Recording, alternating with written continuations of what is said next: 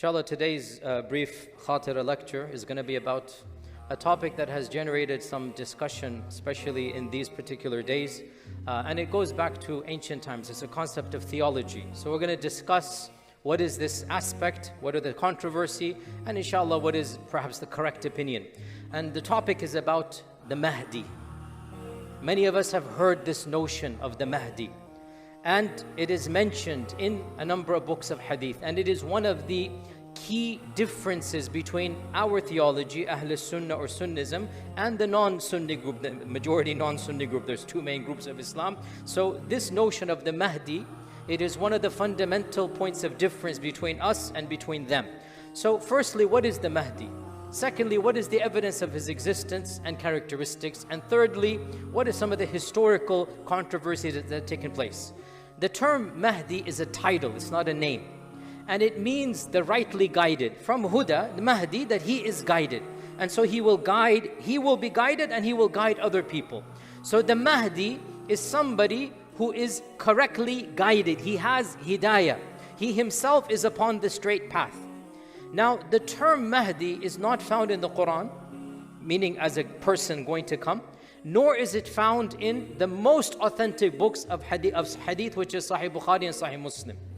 But we do find references to this concept in some of the other books, such as the Sunan of Abu Dawood, such as the Mustadrak al-Hakim, such as the Sunan of Ibn Majah, such as the Musnad of Imam Ahmad. We find a number of traditions about a person. In some of them, his name is mentioned, Muhammad ibn Abdullah. The Prophet ﷺ said, hadith is in Abu Dawood, a man shall come towards the end of times. His name will be my name, and the name of his father will be the name of my father, meaning Muhammad ibn Abdullah. And in other traditions, his description is given. A man shall come with an aquiline nose and a broad forehead. And in other traditions, the time frame will be mentioned. Towards the end of times, a man shall come. In yet other traditions, the conditions of the time are mentioned. The Prophet ﷺ said, there will be a time that is full of injustice and evil, and Allah will send a person who will bring about justice and harmony, justice and equilibrium. So we learn from this that in the hadith literature, there is this notion of somebody coming towards the end of times. His name is going to be Muhammad ibn Abdullah, and his title, his description will be the Mahdi. Not that his name is Mahdi. It's his description. It's an adjective, how you describe him. And he shall come towards the end of times. Now, I said there's no explicit reference in Bukhari and Muslim to the Mahdi, but there is implicit reference. There is implied reference in Bukhari and Muslim. For example, in the Sahih Muslim, our Prophet ﷺ said that when Isa ibn Maryam will come down, your Imam shall be from amongst you. وَإِمَامُكُمْ مِنْكُمْ. The term Imam is used. Scholars have understood this is a reference to the Mahdi, even though it's not explicit. In another hadith, also Sahih Muslim, the Prophet ﷺ said, when Isa ibn Maryam comes down, he shall come down in the white minaret in Damascus. They say this is the Umayyad mosque, which was built after the hadith was mentioned.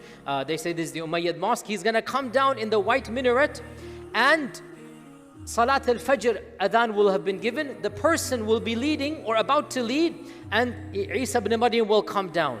The person leading will say to Isa, you come. And Isa will say, no, this is for you, not for me. Now, there's no name given of the Mahdi, but our scholars say this is a reference to the Mahdi. Our scholars say this is a reference to the Mahdi. If this is the case, then we learn the Mahdi is going to be a person who is alive when Isa and Dajjal are both here, which means the very end of times. If you go back to the lectures I gave here at Epic, the Signs of the Day of Judgment, I mentioned Isa and Dajjal. They are of the major signs right before the trumpet is blown. This is at the very end of times. The fact that Isa comes down and the Mahdi is leading Salah means that the Mahdi will witness this end of times. So the coming of the Mahdi is signaling the beginning of the very end, the last final days on earth. Now, this concept of Mahdi in our tradition, by our I mean Ahl Sunnah or Sunnism, it is very clear. This is not a supernatural person with wings, he's going to fly in the heavens. No, he's a normal human being, flesh and blood. He doesn't have supernatural powers. He doesn't have ilm al-ghayb. Nobody has ilm al-ghayb according to us other than Allah subhanahu wa ta'ala, right? He does not say kun fayakun, only Allah is like this. Rather, he is a righteous human being and a person whom the ummah agrees upon that he should lead them during the time of fitna. There's going to be a time of civil war, a time of chaos, and the ummah shall agree, this is the person who shall lead us. That is the characteristic of the Mahdi. And he shall be fighting the Dajjal until Isa comes. He won't be successful against Dajjal, but he shall fortify the believers, waiting for Isa to come. Behind him, the believers will be fighting the Dajjal, and when Isa comes down, Isa will take over, and Isa will kill the Dajjal. So the Mahdi, according to our tradition, is a normal human being, of flesh and blood. He has no supernatural powers. He shall be born at the end of times and live a normal life and die, and that will be his demise. Now, the other group, the non-Sunni group, the major group that is, the second largest group of the Ummah, that group has a very different belief about the Mahdi. And they say the Mahdi has already been born, and the Mahdi for them is the 12th Imam. They have 12 Imams, according to their theology. From their standpoint, they say the Mahdi has already been born, and the Mahdi is currently alive amongst us, but he is hidden to the masses. He could be anywhere. He could be in this audience. He could be there. He could be here. He is alive and active, helping the poor and performing miracles. And according to them, he has supernatural powers. He knows ilm al-ghayb, and he can control the creation, and they give him powers that are, from our perspective, not appropriate. Like this is something only Allah Azza wa Jal has, but from their perspective they say no, all of the Imams have it, and this is now the 12th Imam who is currently alive, but he's in hiding. They say that the Imam is alive but in hiding, and when the Imam returns, he's not going to be born, he's already born. He's going to be zuhur, he's going to become apparent, and he will reveal himself, kashf, he will reveal himself. Not that he's going to be born and live no, according to us, the Mahdi is going to be born normal birth, live a normal life. In fact, in one hadith, in the Musnad of Imam Ahmad, there's a reference that the Mahdi might not even be pious in his youth, and he will become pious when he becomes older. The phrase is, يُصْلِحُهُ اللَّهُ فِي لَيْلَةٍ. In one night, Allah will rectify him, which means he was not rectified, which means he might have not been the best person. Then one night or something's going to happen and he will become a very pious person. Then people will begin to respect him, and then people shall eventually say, we want you to be in charge. And then the times and the end of times will happen. According to the other group, the Mahdi is currently alive and hidden amongst us. And the Mahdi, when he comes back, the main purpose for that group is not to fight against Dajjal or no, it's something that is actually awkward to say, and that is, according to them, the Mahdi will bring back the rights of the Ahl al-Bayt and will exact revenge upon those that oppose the Ahl al-Bayt. And if you understand this, then fine. If not, then don't worry about it. This is one of the awkward topics. We don't want to flare sectarianism, but we have to teach facts. So we try to unify as much as possible, but this is a fact that does divide, and we try to explain without provoking hatred. We're trying to be factual without incendiary topics, but fact of the matter is, some people from that group believe that the Mahdi is going to massacre not the followers of Dajjal, but Muslims who didn't agree with their theology. And that's obviously problematic because that raises sectarianism. We strongly disagree with this. So this is Sunnism, this is non-Sunnism. I didn't mention the term on purpose. Now, has there been any controversy within our Sunni Islam? Yes, definitely. There has always been dissenting voices even within our tradition. Even, for example, some of the Tabi'un, the students of the Sahaba, they believed that Isa ibn Maryam is going to be the Mahdi, not that there's going to be a person separate from him. They say, when the Prophet is talking about the Mahdi, this is a prediction of Isa, that he is the person who will be rightly guided. There has been that sentiment. Also, in our own tradition, the founder of the Abbasid Empire, what is his name? Who can tell me? The founder of the Abbasids. The founder, don't Google now, Yashil. Quit Googling. No, that's the main fighter, Abu Ja'far al-Mansur. Abu Ja'far al-Mansur is the founder of the Abbasids. He actually, his name was Abdullah. He named his son Muhammad ibn Abdullah. And he gave him the laqab al-Mahdi. So one of the Abbasid Khulafa is al-Mahdi billah, whose name is Muhammad ibn Abdullah. And his father set up the scenario hoping his son would be the Mahdi. Interesting, right? He hoped that his son will be the Mahdi. And this is the first time out of many, many, many times that people tried to script a Hollywood script to try to bring the catalyst that the Mahdi comes. No, you cannot script Allah's qadr. You cannot script the actual plan that's going to happen. Allah will bring it to happen. You cannot act the act. When the Mahdi comes, he will be the Mahdi. You cannot write an entire dialogue and pretend you are the Mahdi.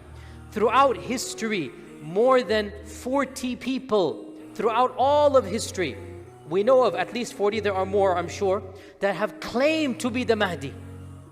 More than 40, beginning with Al-Mahdi Billah, Muhammad ibn Abdullah ibn Abu Ja'far al-Mansur. This is the first, and he's within our tradition, Sunnism, right? And there were many others, Al-Harith ibn Surayj, throughout history, even recently. Any Sudanese in the audience? Where are our Sudanese friends? Where are? Okay, you know the Mahdi movement of Sudan, right? The Mahdi movement, they're still around to this day, are they not? Yes, there's still a group in Sudan. 150 years ago, somebody claimed to be the Mahdi in Sudan, and he fought the British. And for a while he was successful, then the British completely, decimated his followers, but the group remains, and he claimed he was the Mahdi. And there is a movement to this day, they have a leader, they consider him to be the Mahdi. In India as well, I don't want to be too explicit, but there is a group, some of you know it, that they are a slightly different group than ours, even though they call themselves Sunni, but they are a slightly different group, and they have a Mahdi. They're in the tens of thousands. I have met one or two of them myself. They're in the tens of thousands, and they have this. And in Iran, there came a fad 200 years ago. Multiple people claimed to be the Mahdi, and one of them founded the Baha'i movement. The Baha'i firqa. Its founder was a Muslim who claimed to be the Mahdi, and then he founded and broke away. And another group called the Babis, if you know them, it's also from within that time frame. He also said he's the Mahdi, and then what happened. In 1979, I have given multiple lectures about this, right? A person claimed to be the Mahdi in Arabia, in Saudi Arabia, and he hijacked Makkah itself. Some of you who are above the age of 45, 50, you remember this. And I have given multiple lectures because I have interviewed dozens of people. I was too young to remember the incident, but by the time I went to study in the University of Medina, many of my teachers were undergraduates when this movement was active. So I interviewed myself multiple people who were aware of this movement, some of whom followed it for a while and then left the movement.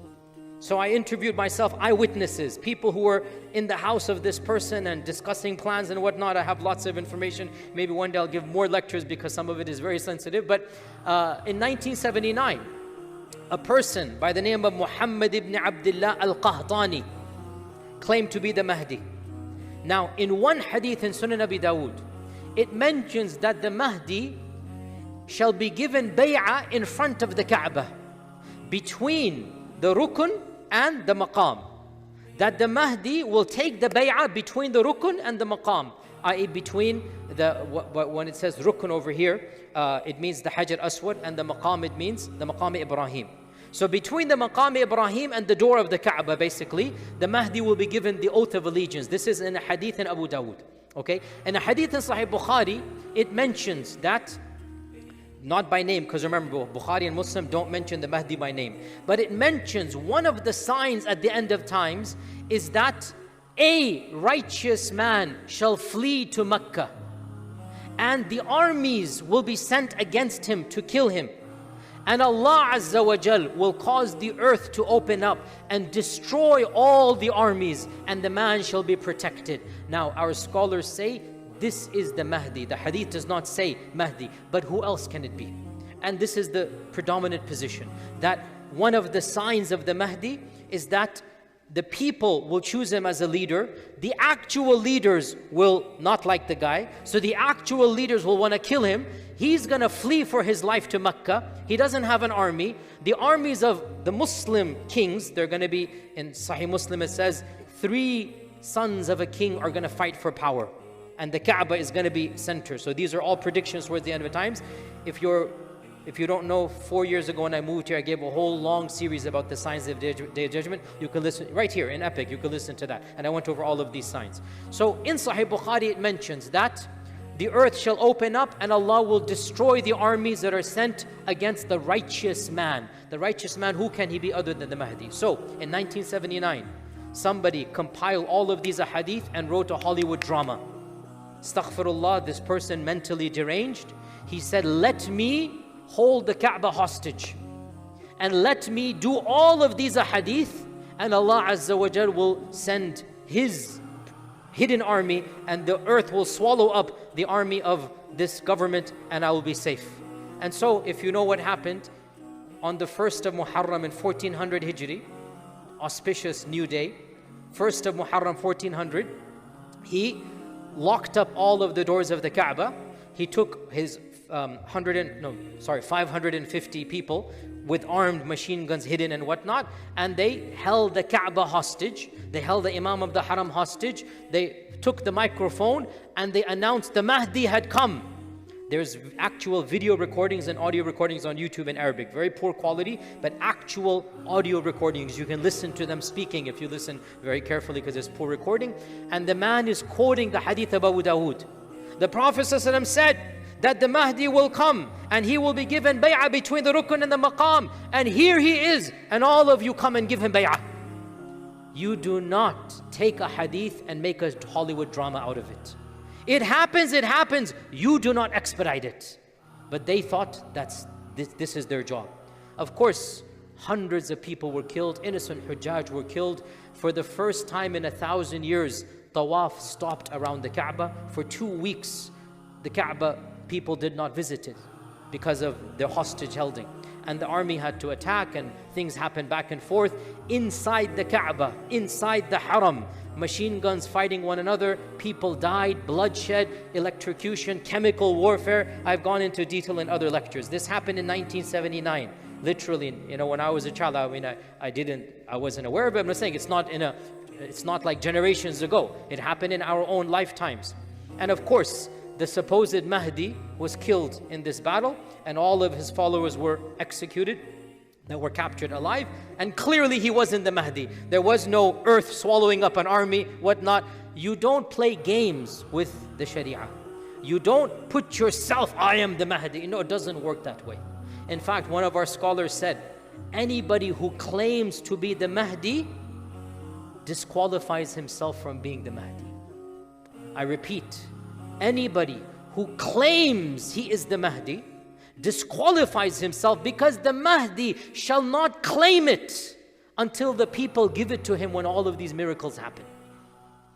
So, to be very clear, there are many people now, especially on the internet, claiming to be the Mahdi. Any person who needs to send out tweets and YouTube videos, many of which are fake and AI and whatnot, any person who needs to talk about bizarre dreams telling you he's the Mahdi, automatically disqualifies himself from being the Mahdi. I repeat, no person who claims to be the Mahdi is the Mahdi. The Mahdi shall not claim to be the Mahdi. The Mahdi will be a righteous person. He will run away from power, run away from fame. The people will love him. The people will respect him. The governments will want to kill him. He's going to run for his life to the Kaaba. Then when you see that miracle happen, then you know this is the Mahdi. Until that happens, no, we do not directly get involved. One final footnote here. Is it something that is completely unanimously agreed upon within our Sunni Islam? Response is no. The vast majority of ulama say yes, there is a concept called the Mahdi. But throughout history, there have always been some ulama, minority, but they have been there. Ibn Khaldun, for example, said all of the ahadith of the Mahdi, they are weak. And another scholar of the 70s, a great scholar, the chief judge of the state of Qatar, Abdullah al-Mahmoud, Sheikh Abdullah al-Mahmoud, he is actually one of the contemporaries of Sheikh bin Baz. He's a student of Muhammad ibn Ibrahim. He's coming from definitely the mainstream, hardcore Sunni tradition. He's not an outsider. He was a very core, defender of the idea there is no Mahdi in Sunni Islam. He said, and he's coming from Sunnism, that the concept of Mahdi is imported from the non-Sunni group into Sunnism, right? Interesting anecdote. He said this during the time of this incident in Mecca, and he was very public about this. These people are all wrong because there is no concept. And he said it in a public conference. In that conference were great scholars. Sheikh Al-Albani, if you know his name, Sheikh Yusuf Al-Qardawi, Sheikh Muhammad Al-Ghazali, if you know his name. All of these people were in that conference. Now Sheikh Abdullah Al-Mahmoud was senior to them in age. And he made a blunt statement. La Mahdiyyata fil Islam. This is something that has come from the non-Sunni group and infiltrated our Sunni books. All of the ahadith of the Mahdi, according to him, are weak and fabricated. Sheikh Al-Albani said, I want to have a debate with you. As a young man at the time, or middle-aged man. And in the room was Sheikh Yusuf Al-Qardawi and Sheikh Muhammad Al-Ghazali and others. Can you imagine this, And according to the people that were there, I'm just listening to them. According to the people that were there, Sheikh Abdullah was not convinced and he remained firm on his position. There is no such thing as the Mahdi. Now, interestingly enough, Sheikh Qardawi eventually adopted this position as well. And Sheikh Qardawi also said, I don't accept these hadith as being authentic, and this is something that is not something that we should believe in. Khair, that's their opinion. I respect their opinion. I'm telling you factually, the vast majority of our scholars, Ibn Hajar, Ash-Shawkani, in fact, great scholars of hadith, As-Sakhawi and others, they said these hadith are authentic. So the default position is that there is this notion of Mahdi. However, in our tradition, the Mahdi does not form a major basis of our theology. It's in the footnotes, it's there. As for the non-Sunni group, the belief in the Mahdi is of course central. It is the pillar of their theology, and for us it is something incidental, so much so, even if somebody denies it and says the hadith are not authentic, he's still within Sunnism. We've had people that have said this, that this concept is not authentic for our traditions, he's still within Sunnism. In any case, I wanted to conclude on the key point here, because there's a lot of confusion and people are saying this. Listen to me carefully. What did I tell you? If somebody claims he's the Mahdi, he cannot be the Mahdi. So understand this point here. I actually believe there is somebody going to come called the Mahdi, right? But anybody who claims this right now is a liar. We will only know the Mahdi. When will we know? When the signs come. And what is the main sign? That Allah subhanahu wa ta'ala will miraculously defend the Mahdi in the haram itself. And the Kaaba shall protect this person, and armies sent to kill him, that army will be vanquished without any bloodshed from our side, because we are not allowed to shed blood in Mecca. But Allah Azza wa Jal will cause an earthquake, and that's Allah's qadr upon those people. When that happens, that is the sign of the Mahdi. Until then, final point, I keep on saying final point, one of our scholars mentioned, why does Sheikh Qardawi not like the concept of the Mahdi, by the way? Sheikh Qardawi, and I respect him immensely, Sheikh Qardawi said, too many people have stopped political activism, thinking that the Mahdi will come and save them. And he said, this is not Islam. Even if there is the Mahdi or not, you don't just sit back and say, we're going to do nothing. You must try your best to bring about a better world. You must try to bring about better society. And when the Mahdi comes, good. But until the Mahdi comes, we all have work to do. And we cannot use the concept of the Mahdi to become immobilized, to become lazy. If the Mahdi comes, when the Mahdi comes, good for us. Actually, we don't want to be there when he does come. We hope and pray we don't see that day, right? But regardless of that belief, we still have an obligation to form a better society and to bring about as much peace and justice as we can. And with that, inshallah, I hope there was some benefit in these comments. I will continue next week. Jazakumullah khair. Assalamu alaikum wa rahmatullahi wa barakatuh.